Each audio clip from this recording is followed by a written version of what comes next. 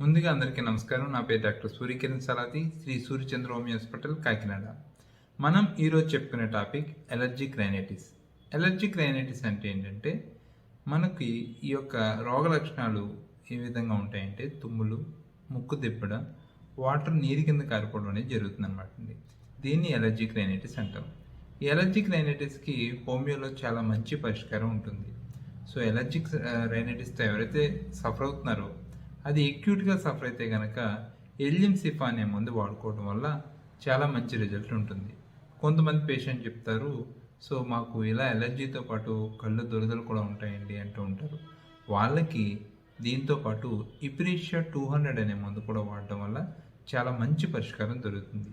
దీర్ఘకాలిక వ్యాధిలో allergic rhinitis అనేది సరైన ట్రీట్మెంట్ తీసుకోకపోతే తిరిగి అది ఆస్మా కింద మారే అవకాశం ఉంటుంది. కాబట్టి మీరు ఖచ్చితంగా హోమియోలో దీనికి 100% పరిష్కారం ఉంటుంది. కాబట్టి మీరు ఖచ్చితంగా హోమియోని దీన్ని ప్రిఫర్ చేయండి. Thank you very much. Me doctor Surya Kiran Saladi.